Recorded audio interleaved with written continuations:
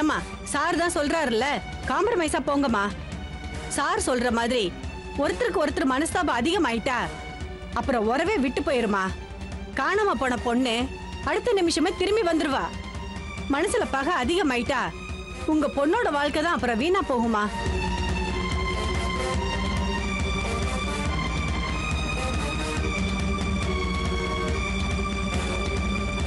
நான் உங்க நல்லதுக்கு தான் சொல்றேன், என்ன நம்புங்க சார். இவங்க மேல கேஸ் ஃபைல் பண்ணி உள்ள தள்ளுறதுக்கு ரொம்ப நேரம் ஆகாது. நமக்கு இப்ப அது முக்கியம் இல்ல. நீங்க ஏன் இப்படி பேசுறீங்கன்னு எனக்கு புரியுது சார். அவங்க உங்க சொந்தக்காரங்க, அதனால அவங்களை காப்பாத்துறதுக்கு ட்ரை பண்றீங்க.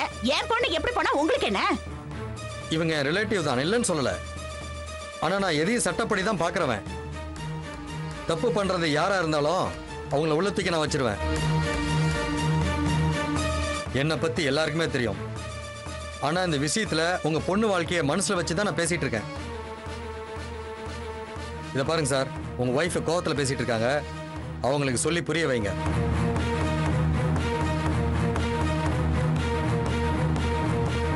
சார், இப்போ உங்க பொண்ணை காணுங்கிற கம்ப்ளைண்ட் மட்டும் எடுத்துக்கிறேன்.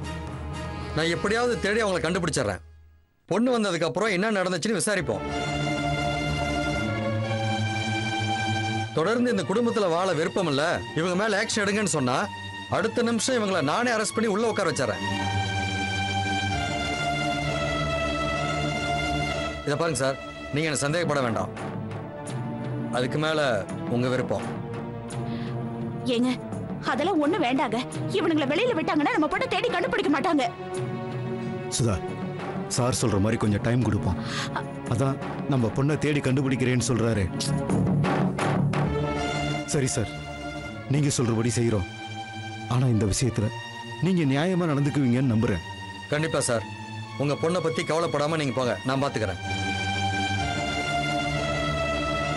இன்ஸ்பெக்டர், அவங்க 2 பேரையும் ரிலீஸ் பண்ணுங்க. Okay sir. கான்ஸ்டபிள், லாக்கப்ப தர.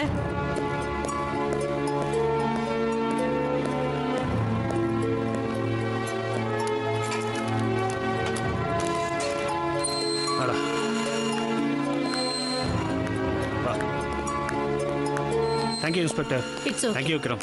நான் கிளம்புறேன், அப்புறம் உன்கிட்ட ஃபோனில் பேசுகிறேன். வாடா சார், நீங்களே கிளம்புங்க.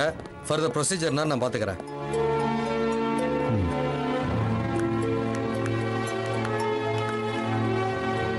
அவங்க எழுதி கொடுத்த கம்ப்ளைண்ட் லெட்டரை கொடுங்க. சரிங்க நான் சார். விசாரிச்சுட்டு எஃப்ஐஆர் ஃபைல் பண்ணிக்கிறேன்.